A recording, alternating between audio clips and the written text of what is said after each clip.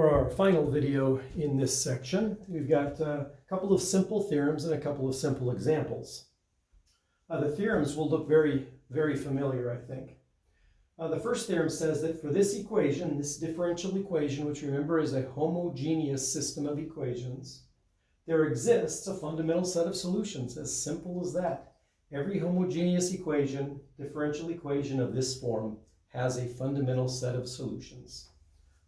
The second one is a little bit different than the superposition principle, which said if you've got a list, if you've got a bunch of vectors that are solution vectors, you can take any linear combination of them and you have another solution.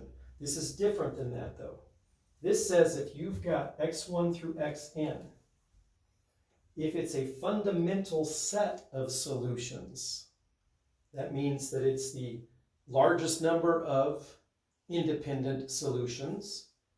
Well, that's it. It's the largest number and they're all independent. Then the general solution is this. So this is the entire set of solutions. The only thing you can do is you're allowed to change any of these constants to be any real numbers that you want. So for example, x1 by itself is a solution. x2 all the way up to xn, individually they're solutions, and any possible linear combination where these c1s and cn's are just arbitrary real numbers.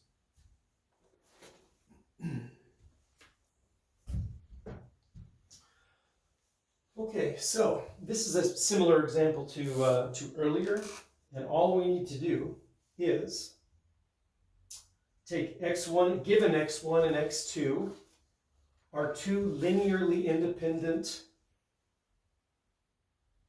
solutions. All we're going to do is write down what the general solution is. So from earlier, we've got two solutions. And notice that these are vector solutions, even though they may not look like them. This is a 2x1 matrix. And this is a 2x1 matrix after you add them together.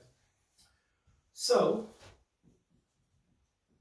the general solution that encompasses all of the solutions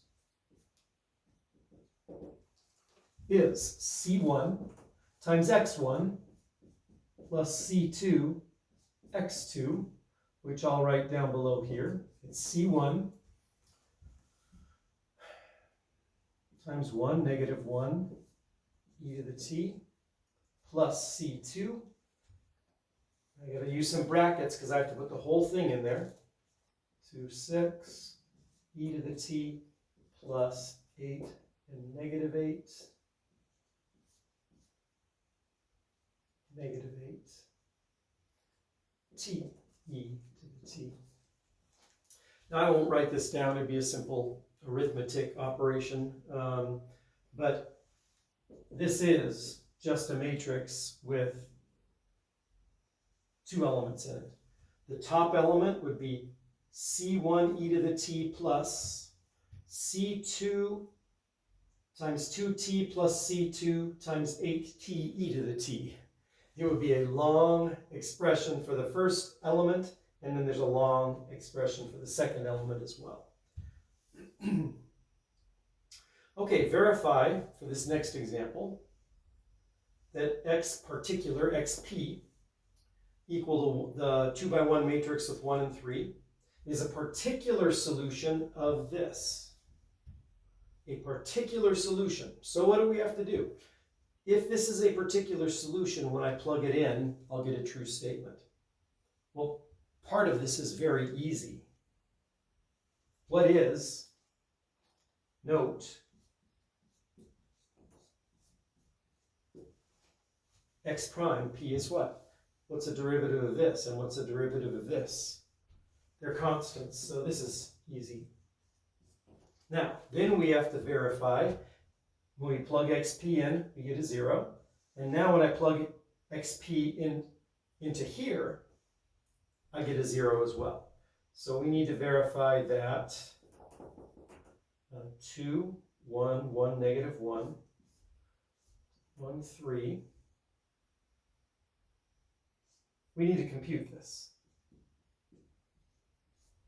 see what we get.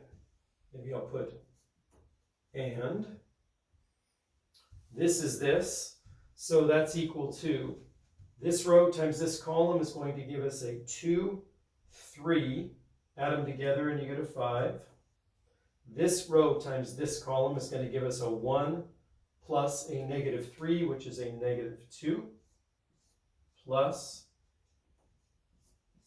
that, and we get 0, 0. So we showed that this is a particular solution of this system of equations.